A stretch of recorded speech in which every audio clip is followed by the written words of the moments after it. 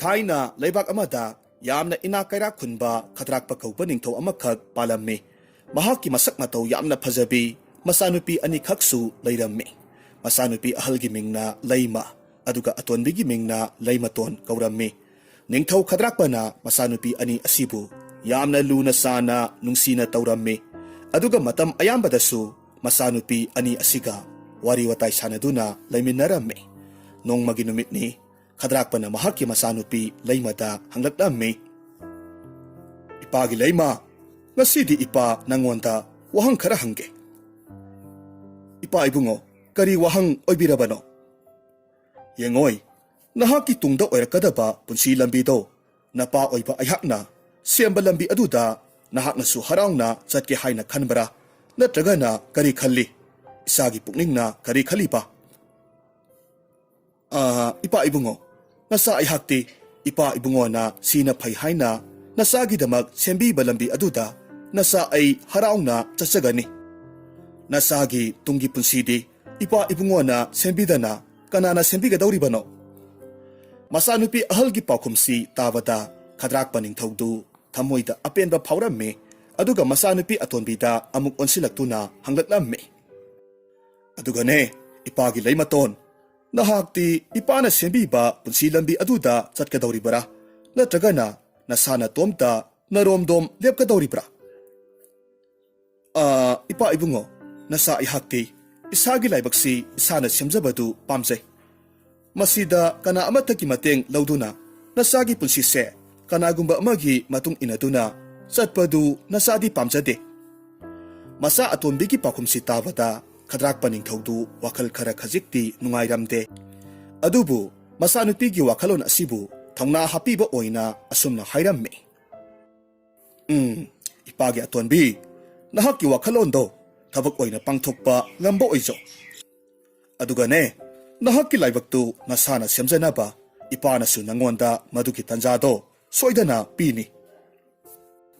ꯃꯄꯥꯕꯨꯡꯒꯤ ꯋꯥꯍꯩꯁꯤ ꯇꯥꯕꯗ ꯂꯩꯃꯇꯣꯟ ꯌꯥꯝꯅ ꯍꯔꯥꯎꯔꯝꯃꯤ꯫ ꯅꯣꯡꯃ ꯅꯤꯅꯤꯗꯤ ꯍꯧꯈ꯭ꯔꯦ꯫ ꯅꯤꯡꯊꯧ ꯈꯗ꯭ꯔꯥꯛꯄꯒꯤ ꯀꯣꯅꯨꯡꯒ ꯏꯔꯥꯞ ꯂꯥꯞꯅꯗꯅ ꯌꯥꯝꯅ ꯁꯣꯜꯂꯕ ꯑꯗꯨꯒ ꯌꯥꯝꯅꯁꯨ ꯂꯥꯏꯔꯕ ꯍꯅꯨꯕ ꯑꯃꯈꯛ ꯂꯩꯔꯝꯃꯤ꯫ ꯍꯅꯨꯕꯗꯨ ꯅꯤꯡꯊꯧ ꯈꯗ꯭ꯔꯥꯛꯄꯅ ꯃꯍꯥꯛꯀꯤ ꯀꯣꯅꯨꯡꯗ ꯀꯧꯈꯠꯂꯝꯃꯤ꯫ ꯑꯍꯜ ꯑꯣꯏꯔꯕ ꯍꯅꯨꯕꯗꯨꯗꯤ ꯅꯤꯡꯊꯧꯅ ꯃꯍꯥꯛꯄꯨ ꯀꯣꯅꯨꯡꯗ ꯀꯧꯔꯛꯄ ꯑꯗꯨꯗ ꯀꯔꯤꯒꯤꯅꯣ ꯈꯟꯕꯗ ꯃꯊꯃꯣꯏꯗ ꯌꯥꯝꯅ ꯀꯤꯕ ꯐꯥꯎꯔꯝꯃꯤ꯫ ꯑꯗꯨꯕꯨ ꯃꯍꯥꯛ ꯀꯤꯔꯕꯁꯨ ꯀꯤꯅ ꯎꯄꯥꯏ ꯂꯩꯇꯕꯅꯤꯅ ꯀꯣꯅꯨꯡ ꯑꯗꯨꯗ ꯂꯥꯛꯂꯝꯃꯤ꯫ ꯑꯗꯨꯒ ꯈꯗ꯭ꯔꯥꯛꯄ ꯅꯤꯡꯊꯧꯗ ꯈꯨꯔꯨꯝꯂꯒ ꯍꯪꯒꯠꯆꯔꯝꯃꯤ꯫ "ꯏꯅꯤꯡꯊꯧ, ꯇꯣꯜꯂꯕ ꯅꯅꯥꯏ ꯑꯩꯍꯥꯛꯄꯨ ꯀꯧꯕꯤꯕꯕꯨ ꯀꯔꯤ ꯌꯥꯊꯪ ꯁꯤꯟꯅꯕꯤꯒꯗꯕ?" "ꯏꯄꯥ ꯏꯕꯨꯡꯉꯣ, ꯅꯆꯥꯅ ꯉꯁꯤ ꯏꯄꯥ ꯏꯕꯨꯡꯉꯣꯕꯨ ꯃꯐꯝ ꯑꯁꯤꯗ ꯀꯧꯖꯕꯗꯤ ꯑꯇꯩ ꯃꯔꯝꯒꯤ ꯅꯠꯇꯦꯗꯣ꯫ ꯑꯩꯍꯥꯛꯀꯤ ꯅꯨꯡꯁꯤꯔꯕ ꯏꯆꯥ ꯂꯩꯃꯇꯣꯟꯁꯦ ꯃꯇꯝ ꯈꯔ ꯏꯄꯥ ꯏꯕꯨꯡꯉꯣꯒꯤ ꯃꯅꯥꯛꯇ ꯂꯩꯖꯁꯅꯨ꯫ ꯃꯍꯥꯛꯅ ꯍꯥꯏꯕꯒꯤ ꯃꯇꯨꯡ ꯏꯟꯅ ꯃꯍꯥꯛ ꯃꯁꯥ ꯃꯊꯟꯇ ꯃꯔꯣꯝꯗꯣꯝ ꯂꯦꯞꯆꯕ ꯉꯝꯅꯅꯕ ꯍꯣꯠꯅꯕꯗꯨ ꯄꯥꯝꯃꯤ ꯍꯥꯏꯔꯤ꯫ ꯑꯗꯨꯅ ꯉꯁꯤꯗꯒꯤꯗꯤ ꯏꯆꯥ ꯑꯁꯤꯕꯨ ꯏꯄꯥ ꯏꯕꯨꯡꯉꯣꯒꯤꯗ ꯄꯨꯟꯅ ꯍꯦꯛ ꯂꯩꯃꯤꯟꯅꯔꯣ꯫ ꯃꯁꯤ ꯍꯥꯏꯒꯦ ꯍꯥꯏꯗꯨꯅ ꯅꯍꯥꯛꯄꯨ ꯃꯐꯝ ꯑꯁꯤꯗ ꯀꯧꯕꯅꯤ." ꯋꯥꯐꯝꯗꯨ ꯇꯥꯔꯨꯕꯗ ꯍꯅꯨꯕꯗꯨꯗꯤ ꯌꯥꯝꯅ ꯉꯛꯂꯝꯃꯤ꯫ ꯑꯗꯨꯒ ꯈꯨꯝꯂꯛꯈꯤ꯫ "ꯏꯅꯤꯡꯊꯧ, ꯂꯩꯃꯀꯣꯜ ꯑꯁꯤꯗ ꯅꯨꯡꯉꯥꯏꯅ ꯂꯩꯁꯥ ꯇꯝꯖꯔꯤꯕ ꯃꯆꯥ ꯏꯕꯦꯝꯃ ꯑꯁꯤꯕꯨ ꯃꯇꯧ ꯀꯔꯝꯅ ꯂꯥꯏꯔꯕ ꯅꯅꯥꯏ ꯑꯩꯍꯥꯛꯀꯤ ꯈꯥꯡꯄꯣꯛꯁꯪ ꯑꯗꯨꯗ ꯂꯩꯒꯗꯧꯔꯤꯕꯅꯣ?" "ꯏꯅꯤꯡꯊꯧꯒꯤ ꯌꯥꯊꯪ ꯍꯤꯛꯇꯣꯛꯆꯕꯗꯤ ꯅꯠꯆꯗꯦ꯫ ꯃꯆꯥ ꯏꯕꯦꯝꯃꯅꯕꯨ ꯅꯅꯥꯏ ꯑꯩꯍꯥꯛꯀꯤꯗ ꯂꯩꯕꯁꯤꯕꯨ ꯍꯩꯅꯕꯤꯒꯗ꯭ꯔꯅꯦ?" ꯈꯗ꯭ꯔꯥꯛꯄꯅ ꯈꯨꯝꯕ ꯅꯪꯗ꯭ꯔꯤꯉꯩ ꯂꯩꯃꯇꯣꯟꯅ ꯈꯨꯝꯂꯛꯂꯝꯃꯤ꯫ "ꯏꯄꯨ, ꯃꯗꯨꯒꯤꯗꯃꯛꯇ ꯑꯣꯏꯔꯕꯗꯤ ꯀꯔꯤꯁꯨ ꯋꯥꯕꯤꯔꯨꯒꯅꯨ꯫ ꯅꯁꯨ ꯑꯩꯉꯣꯟꯗ ꯂꯥꯏꯔꯕꯅ ꯀꯅꯥꯅꯣ, ꯏꯅꯥꯛ ꯈꯨꯟꯕꯅ ꯀꯅꯥꯅꯣ ꯈꯥꯏꯗꯣꯛꯆꯗꯦ꯫ ꯑꯅꯤꯃꯛ ꯆꯞ ꯃꯥꯟꯅꯩ꯫ ꯑꯗꯨꯅ ꯅꯁꯨꯅ ꯏꯄꯨꯒꯤꯗ ꯂꯩꯕ ꯍꯥꯏꯕꯁꯦ ꯑꯩꯍꯥꯛꯀꯤꯁꯨ ꯑꯄꯥꯝꯕꯅꯤ." ꯃꯤꯅꯨꯡꯁꯤ ꯆꯥꯎꯕꯤ ꯂꯩꯃꯇꯣꯟꯅꯤ꯫ ꯃꯍꯥꯛꯀꯤ ꯋꯥꯍꯩ ꯈꯣꯟꯗꯥ ꯅꯨꯡꯁꯤꯕꯗꯨꯗ ꯍꯅꯨꯕ ꯑꯗꯨꯁꯨ ꯃꯈꯥ ꯇꯥꯅ ꯋꯥꯍꯪ ꯍꯪꯂꯛꯈꯤꯗ꯭ꯔꯦ꯫ ꯍꯔꯥꯎ ꯍꯔꯥꯎꯅ ꯂꯩꯃꯇꯣꯟꯕꯨ ꯄꯨꯔꯒ ꯃꯍꯥꯛꯀꯤ ꯃꯜꯂꯕ ꯈꯥꯡꯄꯣꯛꯁꯪ ꯑꯗꯨꯗ ꯂꯥꯛꯂꯝꯃꯤ꯫ ꯃꯐꯝꯗꯨ ꯌꯧꯔꯕꯗ ꯂꯩꯃꯇꯣꯟꯅ ꯍꯅꯨꯕꯗꯨꯗ ꯍꯥꯏꯔꯝꯃꯤ꯫ "ꯏꯄꯨ, ꯏꯄꯨꯒꯤꯅꯤ ꯍꯥꯏꯕꯗ ꯁꯦꯜꯌꯦꯛ ꯈꯔ ꯈꯖꯤꯛꯇꯪ ꯑꯣꯏꯔꯕꯁꯨ ꯂꯩꯕꯤꯗꯕ꯭ꯔꯥ?" "ꯃꯆꯥ ꯏꯕꯦꯝꯃ, ꯅꯅꯥꯏ ꯅꯄꯨ ꯑꯩꯍꯥꯛꯀꯤ ꯁꯦꯜꯌꯦꯛ 3ꯗꯪꯗꯤ ꯂꯩꯖꯩ꯫ ꯃꯗꯨ ꯑꯩ ꯑꯃꯨꯛꯇꯪ ꯂꯧꯊꯣꯛꯆꯔꯨꯈꯤꯒꯦ." ꯑꯁꯨꯝꯅ ꯍꯥꯏꯔꯝꯂꯒ ꯃꯍꯥꯛꯅ ꯆꯦꯛꯁꯤꯟꯅ ꯂꯣꯠꯇꯨꯅ ꯊꯝꯖꯕ ꯁꯦꯜꯌꯦꯛ 3ꯗꯨ ꯄꯨꯊꯣꯔꯛꯂꯝꯃꯤ꯫ ꯑꯗꯨꯒ ꯂꯩꯃꯇꯣꯟꯗ ꯄꯤꯔꯒ ꯍꯥꯏꯔꯛꯈꯤ꯫ Maza ibema, masini, selyak ahumdu. Adubu, maza ibema, asok yam kraba sel asina, karibu taubigadawribano. Ipu, nanay nasu ay hakse, sel kara si puraga, kaitil dagi pi sana na ba, lang kara layruge. Ipu na yung na ba si dagi, lang nay na ba tayrengdu, amuk tawabira mo. Oh, pagani, maza ibema, nanay na po wajaruge. Masidagi di laymaton, kaitil sa na mahak na pamjaba lang masu kara kalaga layrak lammi. Mahak na halagpa matamdadi, hanuba aduna taring adusu, wairaga tanamle, laymato na mahaki lang singdu loy na mag saktok lammi, aduga kwanggi iyongda pi saba haukre. Numit aduma lepalayta na pi sarabada, sana masugi patsakraba, pi amakag, mahak na saba loy silammi, aduga pi adubu, hanuba aduda piraga hayrammi. Ipu se, masigi pi se, kaitil da pudo na, ipu na amukta yon biru. Maza ibema, nanay na po yon jaruge. Adubu maza ibema, pi sige mamal sidi, kaya de yon jara u haibano. Ipu, pi sige mamal oy na sanamatik anikag, piyu haibiyu. Masidagi hanuba dusu hoy hayram laga, pi du kaitil da yon bachat kre, aduga hanuba aduna, mahaki pidu tanggat laga, pi yon jari haidu na kwaidaw laurammi, hanuba duna yoliba pidugi, Pajabadu ubaduda, kaitil duda layramliba miyam singaduna, mahaki pi adubu, munaba hauraklammi, adubu, maraybag pabi inakun binupi amana, laymato na saba, pajaraba pidu, sanamatik ani pidu na laykre. Masidagiti hanubadu, haraw na sanamatik anidu puraga mayumda halaklammi. Mataw asum na, nung tinumit kudingi, laymato na pi amamam saba loyduna, hanuba aduda yolhalammi, aduga madudagi panglakpa sanamatik sing adu, manghanba tawdana, seksin na tamlammi. Matam karagi matongdadi, laymaton amadi hanubadu, yamna inakaira kunba miyoy oiraklammi, adubu laymaton di, mahaki sapam tokpa pidu, adumak saraga, sen tansinbadi leplamde, masidagi laymaton na makoy laybak adugi, yum saba miyoy kara kauraga, hanuba amadi, makoy anina laynana ba, pajaraba yum amakag sahalammi. Yumdu asukimatik pajarami, laymaton gi mapa ibungo ning thaw khadrakpagi, konung adu dagisu, makoy gi yum aduna, pajaba helammi. Masigi pauksi ning thaw khadrakpagi nakong yauki, mahak na matomta kanjarami. O, nung sida, isado. Honaba kanbi, akang kanbi, isani. Mahaki mapaldagi, layre zaraba, wazaraklaba, hanubadusu, nungay na hingzaba panglamlaga nito. Ipagi laymaton, nahaki laybagtu, apabataw oyuko. Matam kara haukre, ning thaw khadrakpadu, durhay na kauba laybak aduda, karigumba mahaki aruba tabak amagidamag, konung tadoktu na chatpatarami, mahak na masanupi laymada hanglammi. Ipagi layma, hayang ipana, durhay ba laybak aduda chatpamatamda, isagi damag, ipana karamba makalgi, kudol pura uhay bagay. Ipaibungo, nasagi damak to oirabadi, pajaraba sanagi likpang amakak laybira o. O, pare-pare, likpang do, ipana soydana mag layrak lagi. Masihay do na lanmi amado ang silaga amuk hayraki. Hay, inay asan ba? Nahak, isaton bi laymaton bi kimanakta chatlo. Mahaki karamba makalgi kudol, puro uhay bagi haybado, amuk ta hangluso. Pagani ining to, nanay ay hak hangzaruge. Asum na haydo na lanmi do, laymaton gi manakta laklammi. Matam adumagti laymaton do, pi saraga layrammi. Adubu pi sariba langsing adudagi, langla ama kanghawda na tatkirammi. Tatkraba langla do samnabagi damag, yamna kanna mahak na hotnarammi. Lanmi adudi, laymaton na lang samnaba hotnaribado, kangdaba oyba na, asum na hanglatlammi. Kurumjari maza ibema, ining tawtu karigumba aruba tabak amagidamag, hayeng si durhari balaybak aduda satkadawri. Ining tawng na halagpa matamda, maza ibe magidamag, karamba makalgi kudol pura o haybagi hayna, hangbira e. Laymaton di mahak na tawriba tabak aduda, mapukning sangkiba na, lanmi na hari bawadu, tarabasu, pakum amatta di piramde, masidagi lanmi aduna, mahak na hari bawadu, tadraboy kanduna, hanjin hanjin hanglamme. Laimatona mapa ibungona hanglakliba wahangdugi pakhum pibagi mahut asumna hairakhi. Akhangkan batamu. Mahakna hariba wa asidi lanmi aduda mahakna tauriba thabaktu loiba ngaikho aduna khangba kallu haiba oirammi.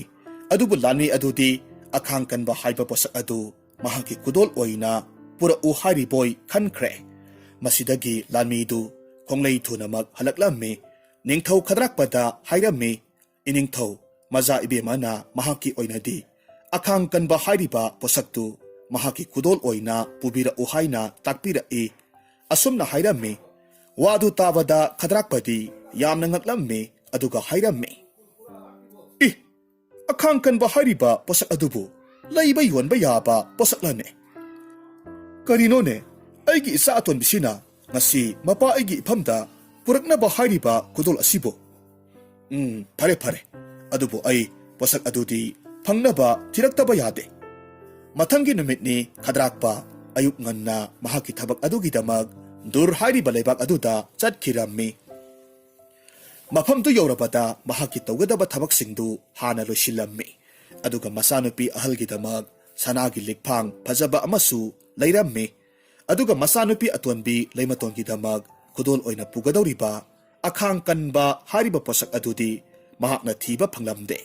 Masidagidi khadrakpana mahaki lanmi amada hairakhi. Inay asan ba? Ayhaki isa atonbi na hairakliba posakto ayhakna thibada phangdre. Aduna nahakna kaithelda chatlaga posak adubu phangnanaba amukta thiruso. Hoi phagani iningtho nanay ayhak chatlaga thijaruge. Asumna hairamlaga lanmi aduna kaithelgi masi amada leplaga asumna koiraw lawrammi. Ho kaithel asida akhangkan ba hariba posak adubu yonba yawbibro yolabadi awangba mamalda leijage. Mahakna lawribadu tarubada kaithel duda tilamliba miyoising aduna lanmi si wakhal soiraba angawba amani haina khanarammi. Khara amanadi mangonda thina thina saibasu yawrammi. Hariba pausi dur leibak adogi ningthau subar hariba nupa asigi nakong yawkre. Ningthau subar yamna naha oiriba ningthau amani mapabungna manung matam sadana leikidabadagi pakhang oina ningthau pham karakhibani. Masak matau sung phiral sana phajaraba ningthau subarni. Lanmi amana kaithelda akhangkan ba hariba posaktu leige haina koithi thiri haibadu tabada mahaki lanmi ama thaduna nupa adubu mahaki konungda puraknaba yathang taurammi. Lanmi adunasu khadrakpagi lanmi adubu puraga laklammi aduga ningthau subargi manakta puraklammi. Konung yorobada subarna lanmi aduda hanglammi.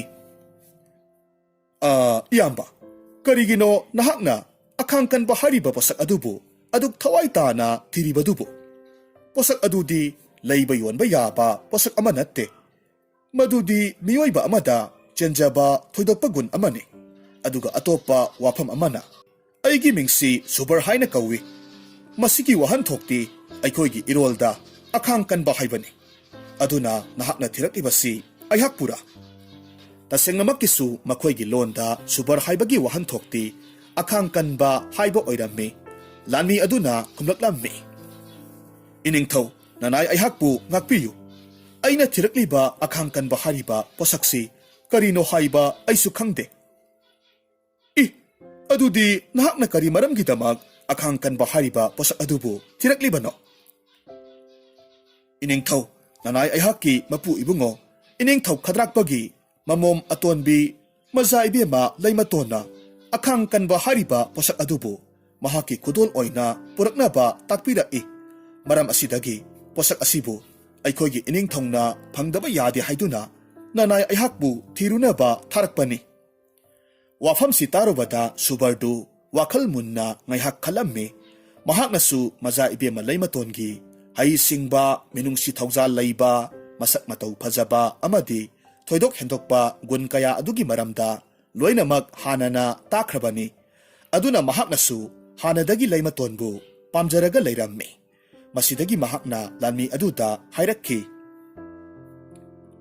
Pare pare adudi nahakna akhangkan ba hariba posak ado hayeng oina lawba lao ngasigi oinadi ayhaknasu posak adobu ꯁꯦꯝ ꯁꯥꯔꯒ ꯊꯝꯍꯧꯗ꯭ꯔꯦ ꯑꯗꯨꯒ ꯋꯥ ꯑꯃꯅ ꯅꯍꯥꯛꯅ ꯊꯤꯔꯤꯕ ꯄꯣꯠꯁꯛꯇꯣ ꯑꯩꯒꯤ ꯏꯐꯝꯗꯒꯤ ꯅꯠꯇꯅꯗꯤ ꯑꯇꯩ ꯑꯇꯣꯞꯄ ꯃꯐꯝ ꯑꯃꯗꯒꯤꯗꯤ ꯐꯪꯕ ꯉꯝꯂꯣꯏ ꯍꯣꯏ ꯐꯒꯅꯤ ꯏꯅꯤꯡꯊꯧ ꯅꯅꯥꯏ ꯑꯩꯍꯥꯛ ꯍꯌꯦꯡ ꯉꯟꯅ ꯂꯥꯛꯆꯔꯒꯦ ꯑꯁꯨꯝꯅ ꯍꯥꯏꯔꯝꯂꯒ ꯂꯥꯟꯃꯤꯗꯨ ꯆꯠꯈ꯭ꯔꯦ ꯑꯗꯨꯒ ꯃꯍꯥꯛꯅꯁꯨ ꯅꯤꯡꯊꯧ ꯁꯨꯕꯔꯒ ꯊꯦꯡꯅꯔꯛꯄꯒꯤ ꯋꯥꯔꯤ ꯄꯨꯝꯅꯃꯛ ꯅꯤꯡꯊꯧ ꯈꯗ꯭ꯔꯥꯛꯄꯗ ꯇꯝꯂꯝꯃꯤ ꯃꯊꯪꯒꯤ ꯅꯨꯃꯤꯠꯅꯤ ꯍꯥꯏꯅꯈꯤꯕꯒꯤ ꯃꯇꯨꯡ ꯏꯟꯅ ꯂꯥꯟꯃꯤꯗꯨ ꯅꯤꯡꯊꯧ ꯁꯨꯕꯔꯒꯤ ꯃꯅꯥꯛꯇ ꯂꯥꯛꯂꯝꯃꯤ ꯅꯤꯡꯊꯧ ꯁꯨꯕꯔꯅ ꯑꯄꯤꯛꯄ ꯎꯄꯨ ꯃꯆꯥ ꯑꯃꯗ ꯌꯥꯝꯅ ꯐꯖꯔꯕ ꯁꯅꯥꯒꯤ ꯍꯨꯃꯥꯏ ꯑꯃꯈꯛ ꯍꯥꯞꯆꯤꯜꯂꯝꯃꯤ ꯑꯗꯨꯒ ꯎꯄꯨꯗꯨ ꯅꯤꯡꯊꯤꯅ ꯂꯣꯟꯁꯤꯜꯂꯝꯃꯤ ꯑꯗꯨꯒ ꯂꯥꯟꯃꯤꯗꯨꯗ ꯄꯤꯔꯝꯃꯤ ꯍꯥꯏꯔꯛꯈꯤ ꯁꯦ ꯏꯌꯥꯝꯕ ꯎꯄꯨ ꯃꯆꯥ ꯑꯁꯤꯗ ꯑꯈꯥꯡ ꯀꯟꯕ ꯍꯥꯏꯔꯤꯕ ꯄꯣꯠꯁꯛꯇꯨ ꯌꯥꯎꯔꯕꯅꯤ ꯑꯗꯨꯕꯨ ꯎꯄꯨ ꯃꯆꯥꯁꯦ ꯃꯄꯨ ꯑꯣꯏꯒꯗꯧꯔꯤꯕ ꯃꯤꯁꯛ ꯑꯗꯨ ꯈꯛ ꯅꯠꯇꯅ ꯑꯇꯣꯞꯄ ꯃꯤꯑꯣꯏ ꯑꯃꯠꯇꯅꯗꯤ ꯍꯥꯡꯗꯣꯛꯄ ꯉꯝꯂꯣꯏꯀꯣ ꯍꯣꯏ ꯏꯅꯤꯡꯊꯧ ꯅꯅꯥꯏ ꯑꯩꯍꯥꯛ ꯈꯪꯖꯔꯦ ꯑꯗꯨꯕꯨ ꯏꯅꯤꯡꯊꯧ ꯄꯣꯠꯁꯛ ꯑꯁꯤꯒꯤ ꯃꯃꯜ ꯑꯣꯏꯅ ꯏꯅꯤꯡꯊꯧꯅ ꯁꯦꯜ ꯀꯌꯥ ꯂꯧꯕꯤꯒꯗꯧꯔꯤꯕꯅꯣ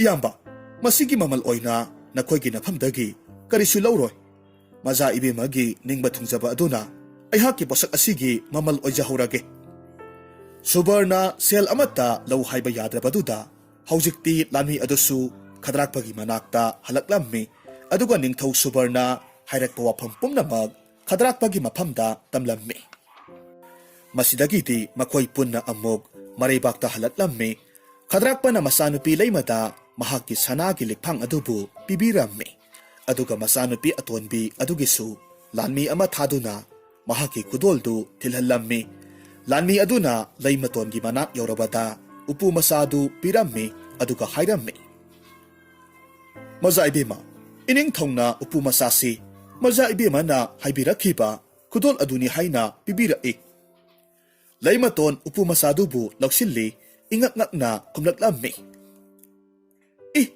ꯀꯔꯤꯅꯣ ꯑꯩꯍꯥꯛꯇꯤ ꯏꯄꯥ ꯏꯕꯨꯡꯉꯣꯒꯤ ꯃꯐꯝꯗ ꯈꯨꯗꯣꯜ ꯑꯃꯠꯇꯁꯨ ꯂꯩꯔꯛꯑꯣ ꯍꯥꯏꯅ ꯍꯥꯏꯈꯤꯗꯦꯅ ꯑꯗꯨꯕꯨ ꯐꯔꯦ ꯏꯄꯥ ꯏꯕꯨꯡꯉꯣꯅ ꯃꯆꯥ ꯑꯩꯒꯤꯗꯃꯛꯅꯤ ꯍꯥꯏꯅ ꯂꯩꯕꯤꯔꯛꯄ ꯈꯨꯗꯣꯜꯁꯦ ꯑꯩꯅ ꯍꯔꯥꯎꯅ ꯂꯧꯁꯤꯜꯍꯧꯔꯦ ꯍꯥꯏꯗꯨꯅ ꯏꯄꯥ ꯏꯕꯨꯡꯉꯣꯒꯤ ꯃꯐꯝꯗ ꯇꯝꯕꯤꯌꯨ ꯂꯥꯟꯃꯤ ꯑꯗꯨꯁꯨ ꯍꯣꯏ ꯍꯥꯏꯔꯝꯂꯒ ꯆꯠꯈ꯭ꯔꯦ ꯑꯗꯨꯕꯨ ꯎꯄꯨꯁꯤ ꯃꯍꯥꯛꯀꯤ ꯃꯄꯨ ꯑꯣꯏꯒꯗꯧꯔꯤꯕ ꯃꯤꯁꯛ ꯑꯗꯨ ꯅꯠꯇꯅꯗꯤ ꯀꯅꯥ ꯑꯃꯠꯇꯅ ꯍꯥꯡꯗꯣꯛꯄ ꯉꯝꯂꯣꯏ ꯍꯥꯏꯕꯁꯤ ꯂꯥꯟꯃꯤ ꯑꯗꯨꯅ ꯀꯥꯎꯊꯣꯛꯈꯤꯕꯗꯒꯤ ꯂꯩꯃꯇꯣꯟꯒꯤ ꯃꯐꯝꯗ ꯍꯥꯏꯔꯝꯈꯤꯗꯦ ꯃꯁꯤꯗꯒꯤ ꯂꯩꯃꯇꯣꯟꯅ ꯎꯄꯨ ꯑꯗꯨꯕꯨ ꯌꯥꯝꯅ ꯃꯨꯟꯅ ꯌꯦꯡꯂꯒ ꯂꯩꯔꯝꯃꯤ ꯉꯛꯂꯤꯕꯗꯤ ꯎꯄꯨꯗꯨꯕꯨ ꯍꯥꯡꯗꯣꯛꯅꯕ ꯃꯐꯝ ꯑꯃꯠꯇ ꯌꯥꯎꯔꯝꯗꯦ ꯌꯦꯡꯂꯨꯕ ꯃꯐꯝ ꯈꯨꯗꯤꯡꯃꯛ ꯁꯤꯠ ꯅꯥꯜꯂꯝꯃꯤ ꯂꯩꯃꯇꯣꯟꯅ ꯍꯅꯨꯕ ꯑꯗꯨꯗ ꯎꯄꯨꯗꯨ ꯄꯤꯔꯒ ꯍꯥꯏꯔꯝꯃꯤ ꯏꯄꯨ ꯃꯁꯤꯒꯤ ꯎꯄꯨ ꯃꯆꯥꯁꯤ ꯑꯃꯨꯛꯇ ꯍꯥꯡꯗꯣꯛꯄ ꯉꯝꯕ꯭ꯔꯥ ꯌꯦꯡꯕꯤꯌꯨ ꯍꯅꯨꯕ ꯑꯗꯨꯁꯨ ꯍꯣꯏ ꯍꯥꯏꯗꯨꯅ ꯎꯄꯨꯗꯨ ꯍꯥꯡꯗꯣꯛꯅꯕ ꯀꯟꯅ ꯍꯣꯠꯅꯩ ꯑꯗꯨꯕꯨ ꯍꯥꯡꯗꯣꯛꯄꯗꯤ ꯁꯨꯡꯉꯝ ꯉꯝꯗ꯭ꯔꯦ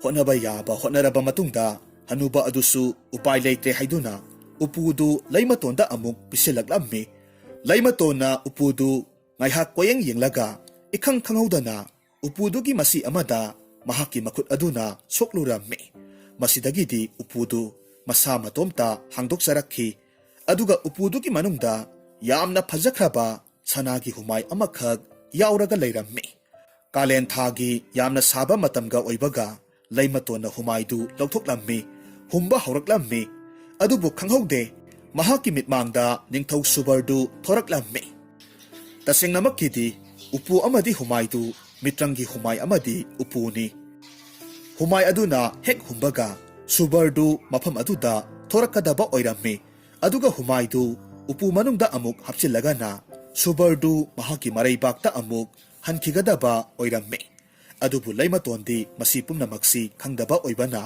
ꯍꯨꯃꯥꯏꯗꯨ ꯍꯥꯏꯔꯨꯕ ꯃꯇꯝꯗ ꯁꯨꯕꯔ ꯊꯣꯔꯛꯄ ꯑꯗꯨꯗ ꯃꯁꯥꯗꯨ ꯀꯤꯕꯣꯏ ꯈꯪꯕꯣꯏ ꯍꯥꯏꯔꯛꯂꯝꯃꯤ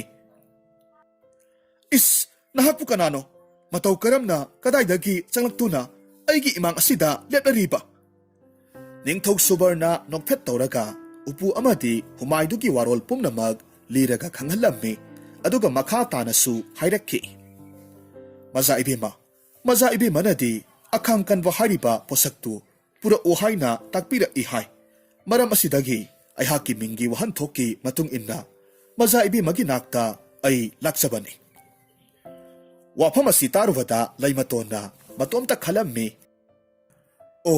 ꯅꯨꯃꯤꯠ ꯑꯗꯨꯗ ꯑꯩꯅ ꯂꯪ ꯁꯝꯅꯅꯕ ꯍꯣꯠꯅꯔꯤꯉꯩ ꯂꯥꯟꯃꯤ ꯑꯗꯨꯗ ꯑꯩꯅ ꯑꯈꯥꯡ ꯀꯟꯕ ꯇꯝꯃꯨ ꯍꯥꯏꯈꯤꯕꯗꯨ ꯑꯩꯒꯤ ꯈꯨꯗꯣꯜꯗꯨꯒꯤ ꯃꯃꯤꯡ ꯑꯣꯏꯔꯕꯣꯏ ꯈꯟꯈ꯭ꯔꯕꯣꯏꯔꯗꯅ꯫ ꯃꯁꯤꯗꯒꯤ ꯂꯩꯃꯇꯣꯟꯅ ꯁꯨꯕꯔꯕꯨ ꯌꯥꯝꯅ ꯇꯔꯥꯝꯅ ꯑꯣꯛꯂꯝꯃꯤ ꯑꯗꯨꯒ ꯍꯅꯨꯕ ꯑꯗꯨꯒ ꯂꯣꯏꯅꯅ ꯁꯨꯕꯔꯒꯁꯨ ꯋꯥꯔꯤ ꯋꯥꯇꯥꯏ ꯁꯥꯗꯨꯅ ꯃꯈꯣꯏ ꯌꯥꯝꯅ ꯍꯔꯥꯎ ꯅꯨꯡꯉꯥꯏꯅ ꯄꯨꯜꯂꯝꯃꯤ꯫ ꯂꯩꯃꯇꯣꯟꯅꯁꯨ ꯁꯨꯕꯔꯒꯤꯗꯃꯛꯅꯤ ꯍꯥꯏꯗꯨꯅ ꯃꯍꯥꯛꯀꯤ ꯌꯨꯝ ꯑꯗꯨꯗ ꯐꯖꯔꯕ ꯀꯥ ꯑꯃꯁꯨ ꯁꯥꯕꯤꯔꯝꯃꯤ꯫ ꯅꯨꯃꯤꯠ ꯑꯗꯨꯗꯒꯤ ꯍꯧꯅ ꯁꯨꯕꯔꯗꯨ ꯑꯌꯨꯛ ꯅꯨꯡꯊꯤꯜꯒꯤ ꯃꯇꯝꯗꯅ ꯂꯩꯃꯇꯣꯟꯒꯤ ꯃꯌꯨꯝꯗ ꯂꯩꯔꯝꯃꯤ ꯑꯗꯨꯒ ꯑꯍꯤꯡꯒꯤ ꯃꯇꯝ ꯑꯣꯏꯔꯛꯂꯒꯅ ꯃꯔꯩꯕꯥꯛ ꯗꯨꯔ ꯀꯧꯕ ꯂꯝꯗꯝ ꯑꯗꯨꯗ ꯑꯃꯨꯛ ꯍꯟꯈꯤ꯫ ꯃꯇꯧ ꯑꯁꯨꯝꯅ ꯃꯇꯝ ꯀꯨꯏꯅ ꯂꯣꯏꯅꯔꯛꯄ ꯑꯁꯤꯗ ꯍꯧꯖꯤꯛꯇꯤ ꯂꯩꯃꯇꯣꯟ ꯑꯃꯗꯤ ꯁꯨꯕꯔ ꯃꯈꯣꯏ ꯑꯅꯤꯁꯤ ꯌꯥꯝꯅ ꯅꯨꯡꯁꯤꯅꯕ ꯍꯥꯏꯕꯗꯨ ꯑꯣꯏꯔꯛꯂꯝꯃꯤ꯫ ꯅꯥꯀꯜ ꯑꯃꯔꯣꯝꯗꯅ ꯂꯩꯃꯅ ꯃꯅꯥꯎꯅꯨꯄꯤꯒꯤ ꯃꯌꯨꯝꯗ ꯌꯥꯝꯅ ꯃꯁꯛ ꯃꯇꯧ ꯐꯖꯕ ꯅꯤꯡꯊꯧ ꯑꯃ ꯍꯦꯛ ꯍꯦꯛ ꯂꯥꯛꯇꯨꯅ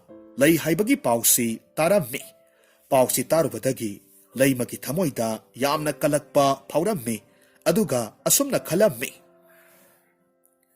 ꯑꯣ, ꯗꯨꯔ ꯂꯩꯕꯥꯛꯀꯤ ꯅꯤꯡꯊꯧ ꯁꯨꯕꯔꯗꯨ ꯑꯩꯅꯗꯤ ꯌꯥꯝꯅ ꯈꯣꯏꯗꯥꯖꯕꯅꯤ꯫ ꯐꯩ, ꯃꯍꯥꯛꯇꯨ ꯑꯩꯒꯤ ꯑꯣꯏꯕ ꯐꯪꯂꯣꯏꯗꯕ ꯑꯣꯏꯔꯒꯗꯤ ꯂꯩꯃꯇꯣꯟꯒꯤꯁꯨ ꯑꯣꯏꯕ ꯌꯥꯔꯣꯏ꯫ ꯃꯁꯤ ꯈꯟꯗꯨꯅ ꯅꯤꯡꯊꯧ ꯁꯨꯕꯔꯕꯨ ꯍꯥꯠꯅꯕꯒꯤ ꯂꯥꯂꯣꯡ ꯁꯤꯟꯈ꯭ꯔꯦ꯫ ꯃꯊꯪꯒꯤ ꯅꯨꯃꯤꯠꯇ ꯑꯌꯨꯛ ꯉꯟꯅ ꯂꯩꯃꯗꯨ ꯃꯅꯥꯎꯅꯨꯄꯤ ꯂꯩꯃꯇꯣꯟꯒꯤ ꯃꯅꯥꯛꯇ ꯂꯥꯛꯂꯝꯃꯤ꯫ ꯃꯍꯥꯛꯅ ꯂꯥꯛꯄ ꯃꯇꯝꯗꯗꯤ ꯁꯨꯕꯔꯗꯤ ꯂꯩꯃꯇꯣꯟꯒꯤ ꯃꯌꯨꯝꯗ ꯂꯩꯔꯝꯗ꯭ꯔꯦ꯫ ꯂꯩꯃꯇꯣꯟꯅ ꯃꯁꯤꯕꯨ ꯎꯖꯕꯗꯨꯗ ꯌꯥꯝꯅ ꯍꯔꯥꯎꯔꯝꯃꯤ ꯑꯗꯨꯒ ꯇꯔꯥꯝꯅꯁꯨ ꯑꯣꯛꯂꯝꯃꯤ꯫ ꯂꯩꯃꯅ ꯃꯅꯥꯎꯅꯨꯄꯤꯕꯨ ꯅꯨꯡꯁꯤꯕ ꯁꯥꯁꯤꯟꯅꯗꯨꯅ ꯍꯥꯏꯔꯛꯈꯤ, ꯏꯁꯦꯝꯒꯤ ꯂꯩꯃꯇꯣꯟ, ꯅꯍꯥꯛ ꯂꯩꯇꯕꯗ ꯏꯄꯥ ꯏꯕꯨꯡꯉꯣꯒꯤ ꯀꯣꯅꯨꯡꯗꯨ ꯏꯍꯥꯡ ꯍꯥꯡꯉꯤ꯫ ꯑꯁꯨꯛ ꯀꯨꯏꯕ ꯃꯇꯝꯁꯤ ꯏꯆꯦꯝꯅ ꯅꯍꯥꯛꯄꯨ ꯂꯥꯏꯅꯤꯡ ꯑꯣꯏꯗꯨꯅꯇ ꯂꯥꯛꯄꯅꯤ꯫ ꯑꯗꯨꯕꯨ ꯀꯣꯅꯨꯡꯒꯤ ꯊꯧꯒꯥꯏ ꯃꯌꯥꯝ ꯑꯃ ꯂꯩꯕꯅ ꯅꯣꯡꯃꯇꯁꯨ ꯅꯨꯡꯁꯤꯔꯕ ꯏꯅꯥꯎ ꯅꯍꯥꯛꯀꯤ ꯅꯅꯥꯛꯇ ꯂꯥꯛꯄ ꯉꯝꯗꯦ꯫ ꯑꯗꯨꯕꯨ ꯉꯁꯤꯗꯤ ꯊꯧꯒꯥꯏ ꯀꯌꯥ ꯑꯃ ꯍꯨꯟꯗꯣꯛꯂꯝꯂꯒ ꯅꯍꯥꯛꯄꯨ ꯎꯅꯔꯨꯗꯕ ꯌꯥꯗꯦ ꯍꯥꯏꯗꯨꯅ ꯂꯥꯛꯂꯤꯕꯅꯤ꯫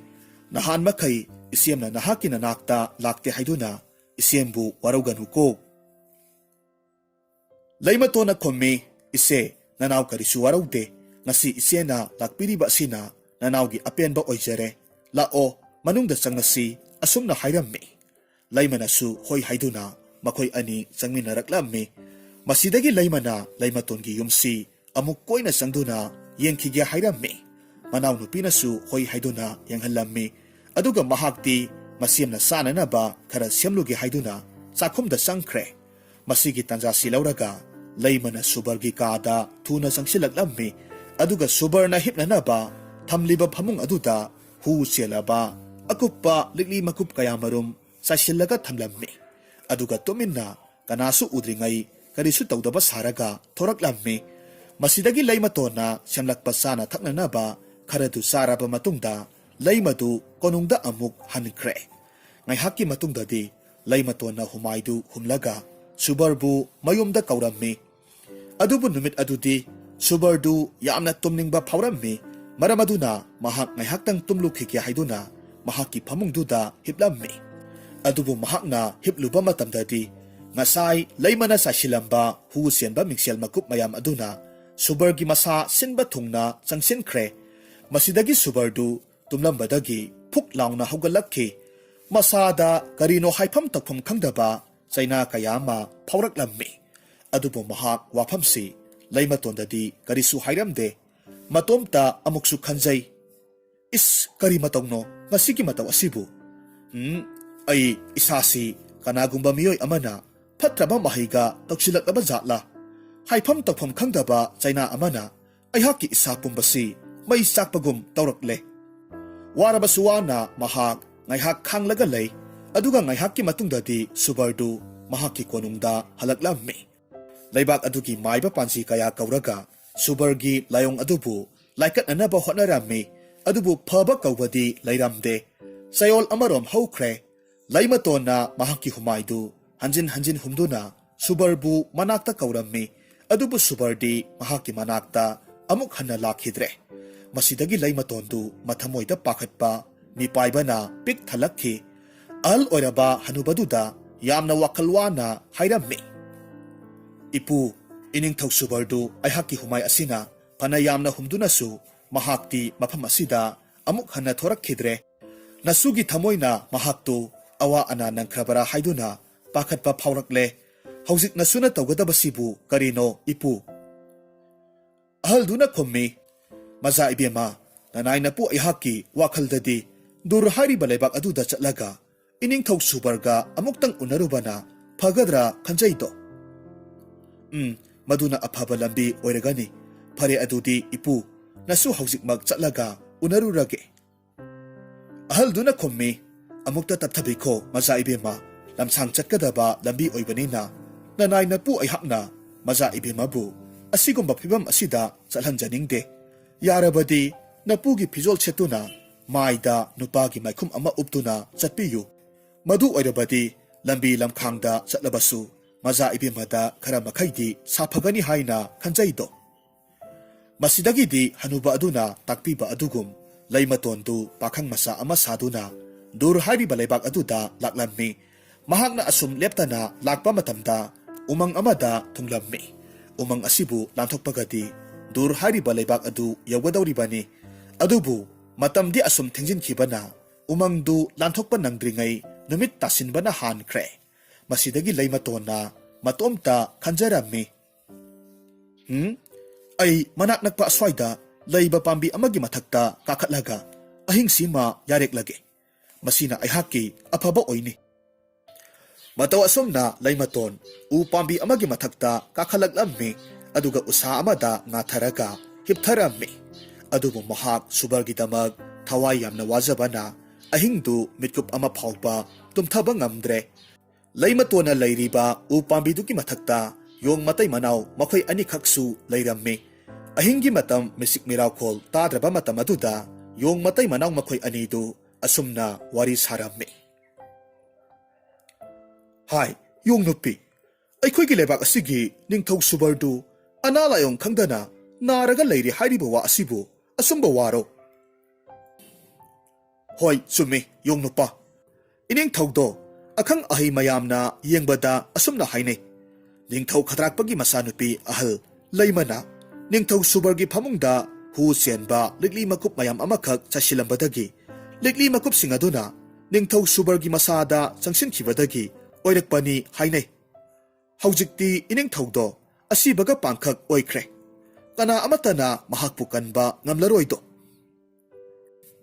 इहे योंगनुपी मदुदी यामना लाइख्रबा वानी अखोइना लैरिबा उ पाम्बी असिदा पालिबा उहैसे मसिबु फुत्तुना नुमित हुमनीदंग इनिंगथौदो इरुजहल्लबदी महाकी मसादा लैरिबा अनाबसिंगदो लोइनमक फख्रगदौरिबनी अदुबु लुरिबदी ताइबंग मियोइबा कना अमतनदी उहै असिना इनिंगथौगी अनाबदु फानबा ngamni हाइबसिदी खंगलमलोइदो अखोइना हेक्तमक इनिंगथौगी मनाक्ता चंगसिलगा हाइरुबसु याबा नतेदो ओ अंथोकपनिदको इनिंगथौदो मिनुंगसी थौजालसु यामना लैबनी मखोय अनीना सानरिबा वारिसी लैमतोनसु तारिबनी अदुबु योंग मतै मनाव अनीदुनदी खंगलमदे निंगथौ सुबरगी वारीदु तारुबदा लैमतोंदी ममित्तगी मपी लेप्पा लैतना चिंथरक्लम्मी मथमोइदा मसे लैमबु यामना वारौरम्मी असुमना अहिंदु हौख्रे मथंगी अयुक्नी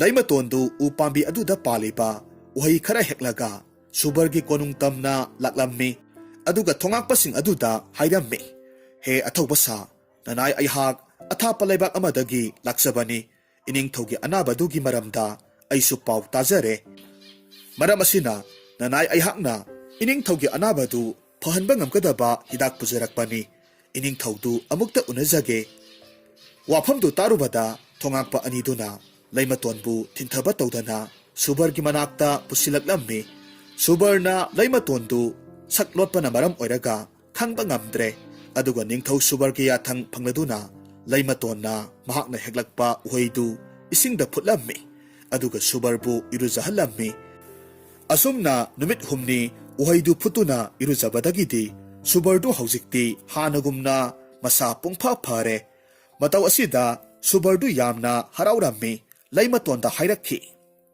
हे अथोइबा नहाकना अहाककी थवाइसी कनबीबगिदमक नहाकपु हाइनिंगाइ लेतना थागतचरी नहाकती ताइबंग सेंबीबा मपु महाकना सायोन तौदुना तोलबा अहाककी थवाइबु कनबीरुनबा लाक्पनी इनिंगथौ अदुमना हाइबिगनु nanay aihakna haijaruba khangjaruba khara khajik aduna iningthaugi mateng pangjaba khakni masidi aihakki tawdraba yadraba ithawni phare phare athaupa adudi hayu nahakna aigi anaba asibu phanbagi damak aigi ifamdagi karamba mana piyu haibage iningthau nanay aihakti atai atopa karimata pamjade iningthaugi ye thangba khutki khoyaida siriba iningthaugi minglen thaba khudoptu madu khaktang pamjai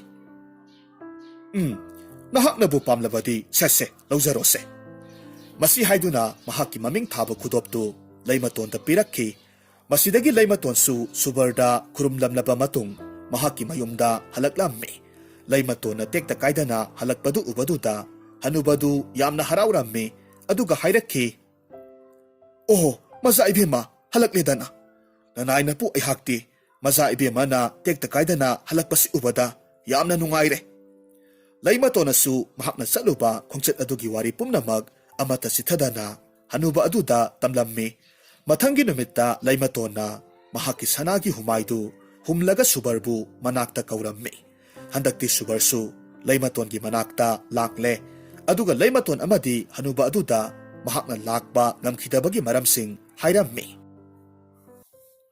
masidagi leimatona imungdagi ningthau subargi maming thaba khudoptu puthораktuna subarda ulammi aduga hairakki iningthaubu layeng bikhiba nupa aduda pikhiba manadu masi oirabra iningthau subar khudop adubu ubada haujikti mahakpu layeng khiba nupadu leimatoni haibasi khanglakhi aduga leimatongi makhut pairiba humaidu tap launa mulaga mahakki phurit khauta hapsilammi aduga hairakhi ngasi hairiba numit asidagi aihak mafam asidagi amuk hanna chatkraroi aduga karigomba chatlo hairabadi nahakpu aigi taloi oina puraga chatkani wafam si tarubata leimaton su yamna harawrammi aduga makhoi ani punna chatminaduna leimatongi mapa khadrakpada luhongbinanaba haijarammi khadrakpanasu makhoi anibu sauna luhongbirammi masidagi leimaton amadi ahal oiraba hanubadu puraduna ningthau subargi konungda makhoi ahum punna lakminarammi mataw asumna makhoi punna yamna nunga yaifana pankhi aduga phatraba leimatongi masem leimadi masana tawjarubagi mahaina mahak ana layong khangdana naraklammi asi baga pangkhak oiduna mapunchi chuppa lenkirammi